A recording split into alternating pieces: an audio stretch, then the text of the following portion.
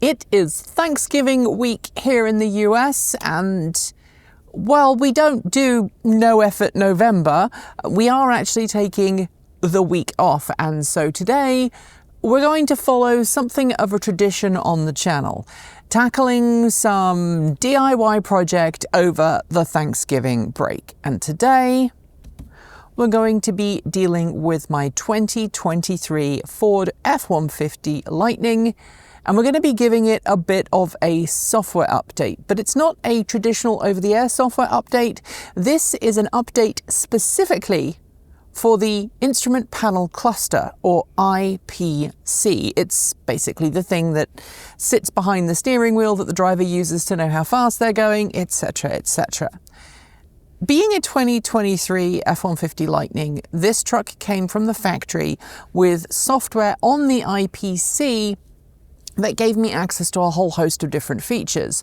And it's been very good and been very reliable. But for the 2024 model year version of this truck, they tweaked the software slightly so that the truck displayed not only if it was charging and when it would be fully charged, but how much power was going into the battery pack. Now, if this truck is at my house and it's plugged in and it's charging, I have plenty of other ways to find out how quickly the truck is charging. I have the Ford connected services. I also have my home assistant integration that actually monitors the electricity flowing through the circuit that my charging stations are attached to. But if I'm on the road and I'm stopped at a fast charging station, the only way that I can, with a stock 2023 F-150 Lightning, see how quickly the truck is charging is to faff around with the center touchscreen display. And that information is there, you have to go hunting for it. It's not necessarily there and ready to be used. But if you have a 2024 model year F-150 Lightning, it just sits there on the dash, ready for you to see. Now, before we started using superchargers, a lot of the charging stations that we would pull up at had nice big screens either next to or near to the truck, and you could glance out of the window and see how quickly the truck was charging. And this is important because you want to be able to stop charging and carry on when your truck reaches either a set level, a set state of charge, or you want it to move on when the charge rate drops below a certain level. And so the wonderful people at the F-150 Lightning Forum, which includes a bunch of people who work at Ford and a bunch of Ford engineers and technicians at dealerships across the US, have figured out how to program the IPC from 2023 and older F-150s with the newer version of that display. It also gives you some improved animations for BlueCruise. So instead of just showing that BlueCruise is active, it actually shows you if the truck is going to move over and cool stuff like that. Some people say it makes your truck feel like it's a brand new truck without spending money on it. And today, for better or worse, I'm going to talk you through the process of updating your F-150 Lightning to the new software. But first, some important disclaimers. One, I am not an official Ford technician, nor do I proclaim to be. Two, you are on your own if you screw up and your truck stops working. And three, I've already done the upgrade. I didn't want to do the upgrade on camera because it's a stressful experience. It can take 6 to 8 hours, I believe. And when I did it yesterday, we actually hit a roadblock that stopped the flash and left my truck not so happy overnight. I'm going to explain why what happened, and hopefully you can avoid the same thing happening for you.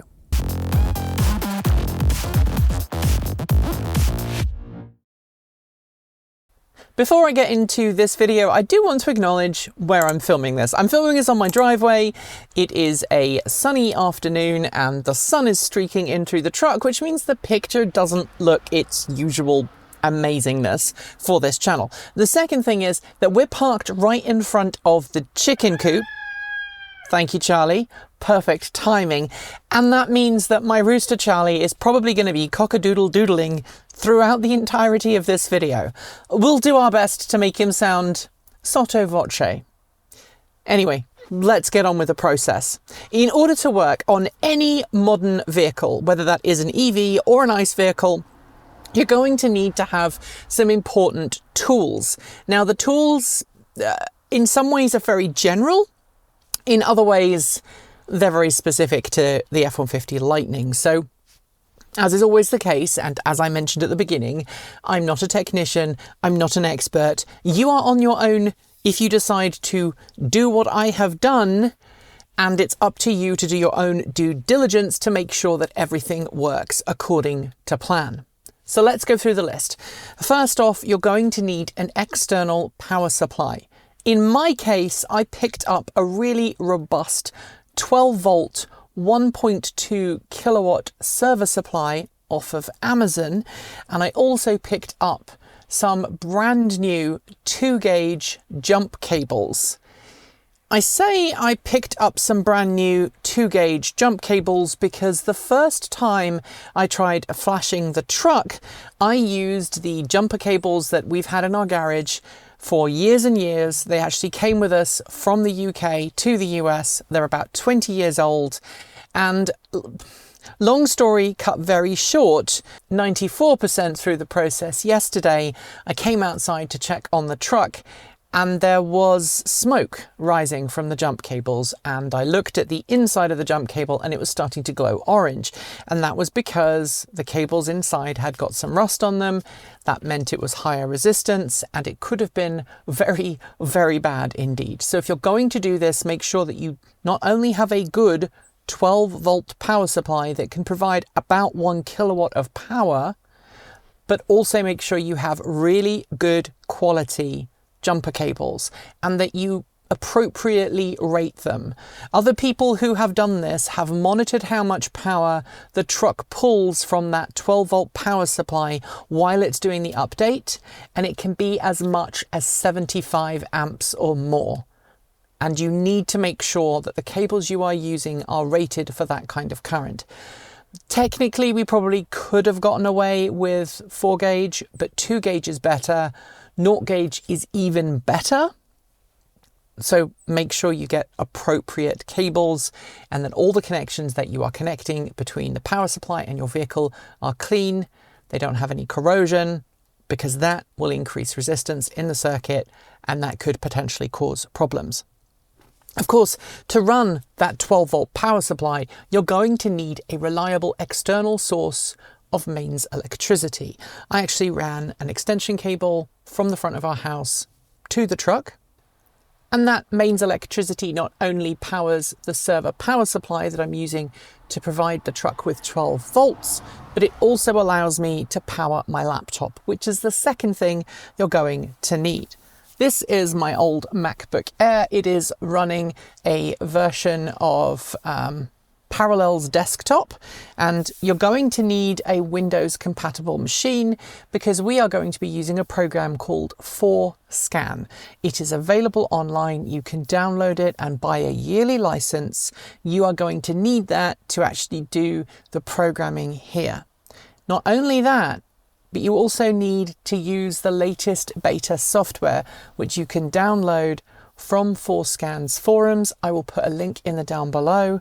I would advise, if you have never used FORScan before, that you should familiarize yourself with FORScan and what it can do before you attempt this. And you should probably download and pay for a license anyway, because it helps support the people who are making this kind of thing possible. In terms of my Mac, what I did was I set up my Mac on this center console. I plugged in my power supply, and I also snaked a power supply through the front door of the passenger side of the truck, and that allows me to make sure that this does not go to sleep. So in Windows, you need to make sure you turn off all of the hibernate options, make sure you turn off automatic updates, make sure you turn off anything that could cause that virtual machine to go to sleep. You need to do the same thing in Parallels Desktop or your virtual machine operating system of choice. And On the actual Mac, I used a program called Amphetamine that actually causes the Mac to never go to sleep if you so wish. We use this actually on our server Mac that sits on our server rack so that it never goes to sleep, so that it doesn't cause connectivity problems for the team. And we use that on this laptop in order to do the software update.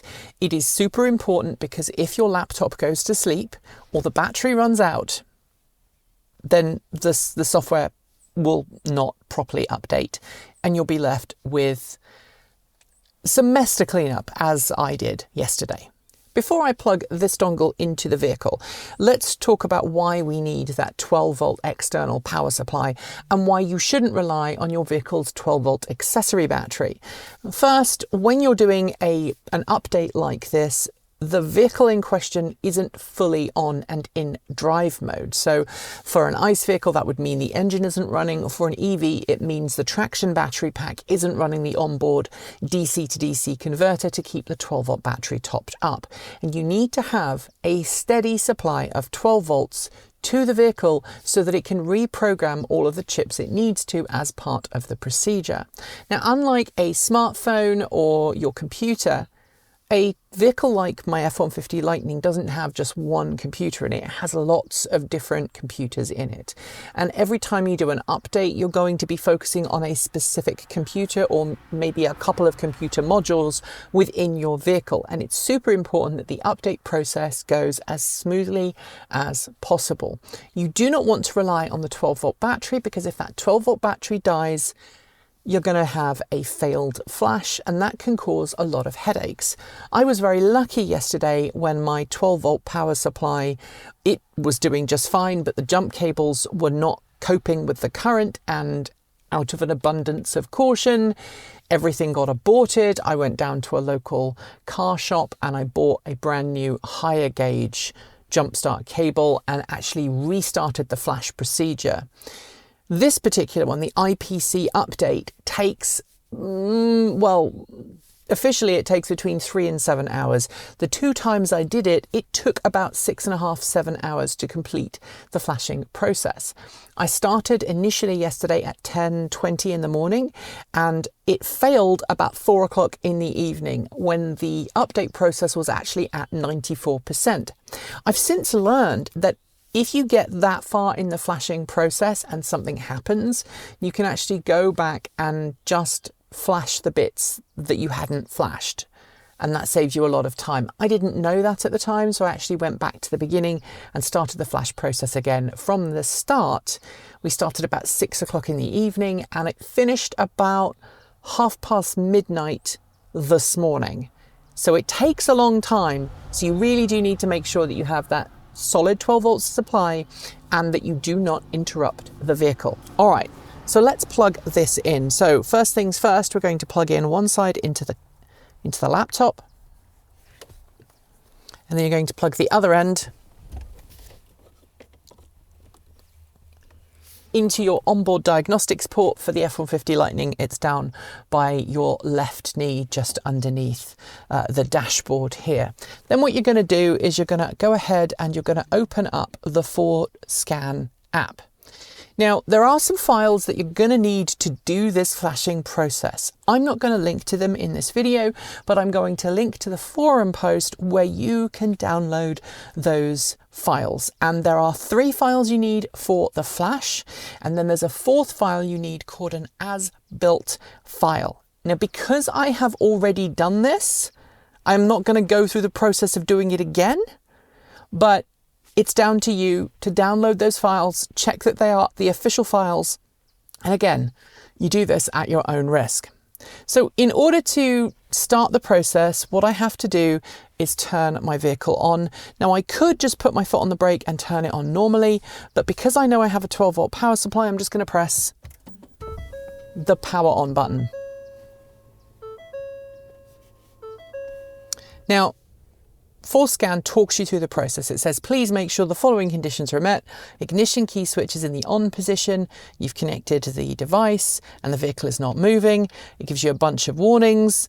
And then it goes through, it talks to the vehicle. In my case, it's recognized hey, you've connected this truck before, do you want to load this profile? And it will load the profile and start talking to my truck. It knows the VIN number, and then it goes through this process where it reads all of the modules and asks all of the modules, hey, are you okay? Are there any issues? It will highlight any DTCs, that's diagnostic troubleshooting codes. I found one here in my TCU, which is my telecommunications unit. I get that fairly regularly. I think it's something to do with the fact that I live in the country and sometimes it can't always connect to the Ford mothership to do downloads. Very often my over-the-air updates come while I'm on the road. I get a notification when I park up going, hey, you've got an over-the-air update.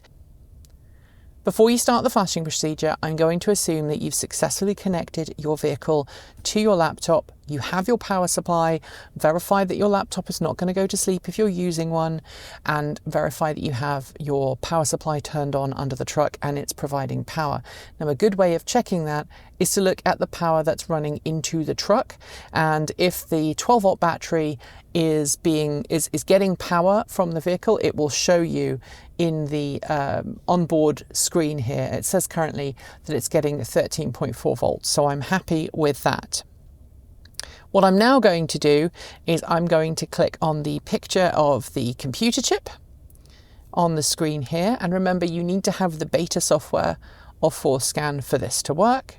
And we're going to scroll down until we find IPC. Let's just go down here. There's a really long list of all of the different modules. All right, down here it says IPC. You've got four options, I can't count. Odometer write, module firmware update, module configuration as built, and module configuration. Now, before you do any updates, you're going to go into the as built format. You're going to hit the play button, and it's going to give you a warning about do not change things. You can brick your vehicle and all of that. And this is a really scary screen. This shows you the as-built software configuration for your vehicle. Now, if you've never used FORScan before, this is going to be the as-built configuration that your vehicle came from the factory. And at this point, I'm talking specifically Fords. The Ford system and FORScan. Obviously, it's going to be different for other vehicles. So what you're going to do is you're going to go to this button here. It says Save All. You're going to hit Save All. And you'll see here I've already done a whole load of as-built files. You're going to save your as-built, and then you're going to click OK, and it will save that configuration. We will need that later. This is super important. The next thing we're going to do is we're going to hit the stop button, and it will take us back to the log. We can click the configuration and programming screen. And then what we're going to do, this is where we get scary, we're going to click module firmware update. Again, you're going to hit the play button and it will give you a warning. Hey, this is dangerous. You could break your vehicle. Do not do this. Danger, pirates, dinosaurs, dragons, all kinds of things. It's going to ask you to turn the ignition off before you start this process, because you're going to have to tell the computer, these are the files I want you to load. Now, right now on this screen, it's got the part number, the calibration level, hardware number, and then some other things that you need to fill in. Now it will say current, and then it will say to program. Now at the moment it defaults to available, but what you want it to do is to select custom. And when you go custom, then you have to select, you'll see one of these boxes is green and the other two are red. You then have to select the software that you want to use. So you're going to go load from file, browse, and you're going to go to the folder where you downloaded the software. Now, there are two different files that you are going to put in. So the first one, it should probably pick that automatically, the secondary bootloader. It should automatically find that. If you're not sure, the secondary bootloader in this case is going to be the one that starts with an M, MLT, and then it's got some numbers. So you're going to select that for the secondary bootloader. But for the strategy CAN F188, you're going to select the following file. It's going to say RL3T-14C026- CAH. Now the CAH is the important one, so we're going to add that. And OK. and it will load and it'll tell you how many bytes. Then the next one you're going to load is going to be here, and then you're going to go again back to that file where you downloaded it, and this time you're going to put the CBG file in, and again hit OK. Now you will see there are some buttons down here, and there's one of them that says Force Program Unchanged Firmware. You can unclick that if you don't want to rewrite a program that isn't changed, or you can just start again and reprogram everything, which is what I did last night. The next step I am not going to do because I've already done it. Once you've selected those files, you're going to go down here and you're going to hit the button that says Program. And once you've hit that button, I'm not going to hit it because it's already happened. I've already done it. And I don't want to initialize this process again because it will be 6 to 7 hours and I'd like to use my truck. So I'm going to skip this next bit. But when you hit Program, it will then ask you to turn the truck on. The important thing here is to not put your foot on the brake like you normally would to start the vehicle. You're going to keep your feet away from the brakes. You're just going to press the power button. That will turn the vehicle on in accessory mode, and that's the mode we need for programming. Once you've turned on the vehicle to accessory mode and I think there's an OK, just say that I've done it, then it will start the programming sequence. And at that point, you walk away. You leave the vehicle and you do not come back until it is finished. Now, obviously, leaving your vehicle alone for 6 hours might not be the best. What I did was I set up a remote desktop connection to this machine, and I sat in my studio and kept checking on it every 5 to 10 minutes to make sure that the software update was progressing as planned. That is the smart solution. You do not want to come back. Don't come here and start fiddling with the cables. Just let it do its thing. The FORScan software will tell you if there is an issue. So if there's an issue like something has been aborted or there's been a problem with the flashing, it will tell you. In very rare situations, it might actually cause a failure in the module, and again, it will tell you on the screen. I don't think I've ever heard of it happening with the IPC, but the folks who wrote FORScan warn that that is a potential consequence. So you need to be prepared for that. But if you follow the advice that I've laid out, i.e. you have a 12-volt power supply that can provide, up to 75, 100 amps of power, you have your laptop powered on, you make sure that nothing can go to sleep, you should be just fine. When you start the process, when you start the programming process, two things will happen. First, the screen will go dark. And secondly, you won't be able to lock the vehicle using your remote control. So make sure you have your blade key with you if your vehicle is parked outside. Manually lock the doors and go inside. If you have a garage, you can leave your vehicle open, and obviously that's an easier way of doing it. We don't have a garage here that is for parking vehicles. It's a garage for woodworking, so there was no way I was going to get this inside. And yesterday when I was doing this, it was chucking it down with rain and there were leaves falling everywhere, and so I just manually locked the doors and walked away.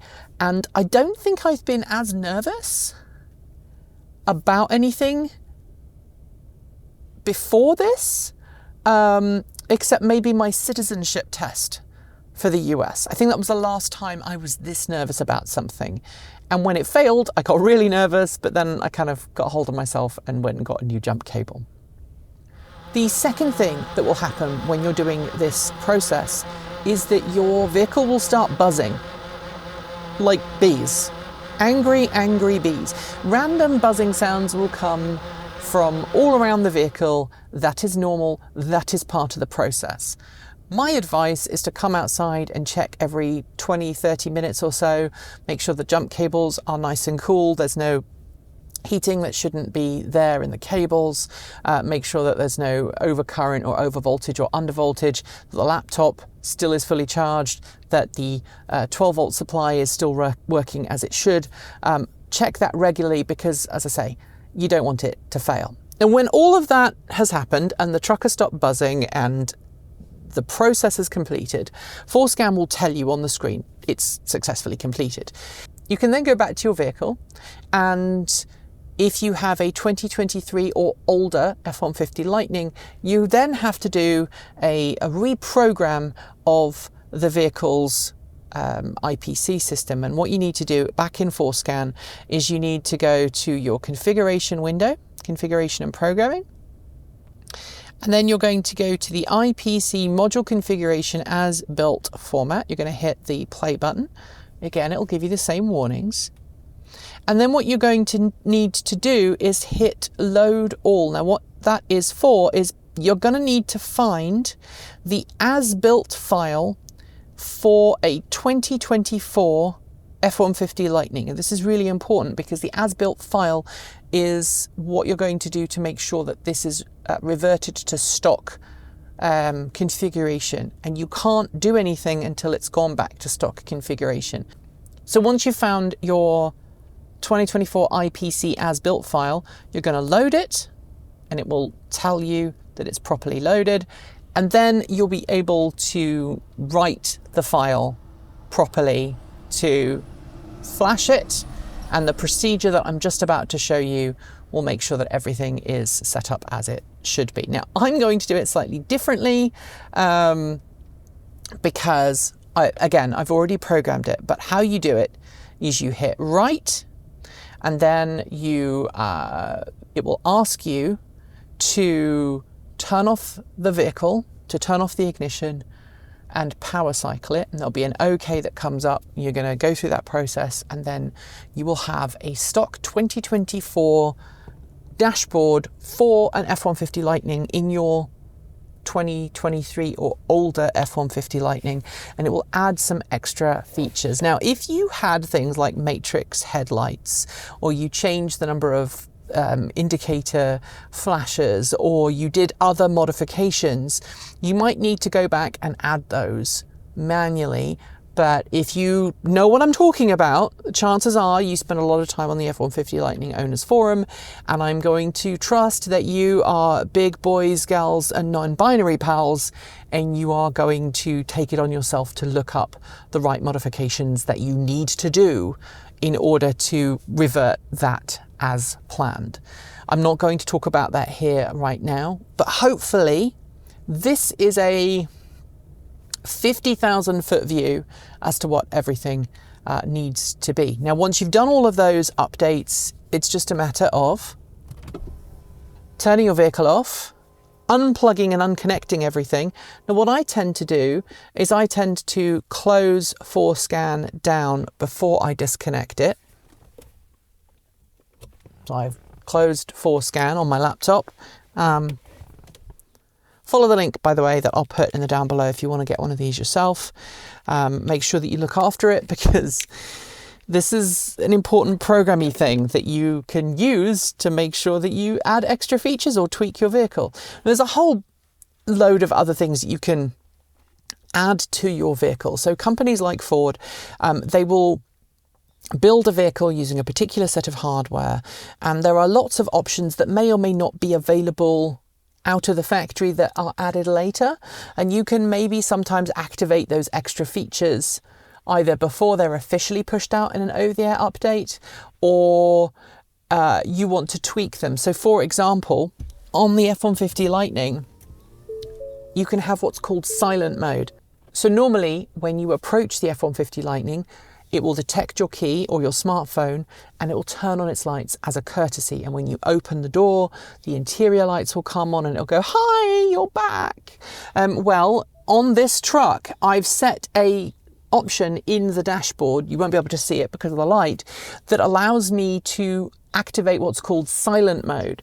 It allows me to return to my vehicle, open the door, and nothing to light up. And that's a good way of not drawing attention to yourself if you're in a lonely parking lot at night time and you are worried that, you know, your truck or your car turning its lights on is an unwelcome attraction or an unwelcome pointer to someone that, hey, someone is over there and they've just unlocked their car and they might be vulnerable. So I turned that off. A couple of other features that I've added.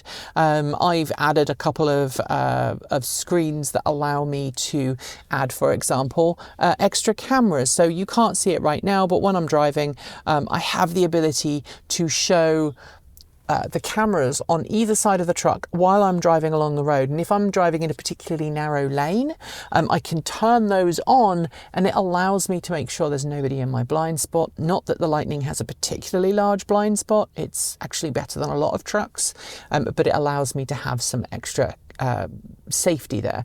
The other thing I've turned on, and again, you can go to the Ford F-150 Lightning Owners Forum to find information on how to do this, is the trailer turn signal feature. So if I have a trailer connected and I activate my turn signal, it automatically on this center touchscreen display shows the camera feed from the direction that I've turned my indicator to, and that's really useful, especially if I've got a long trailer on the back, to make sure that I don't curb the trailer, or again, there's nobody in my blind spot.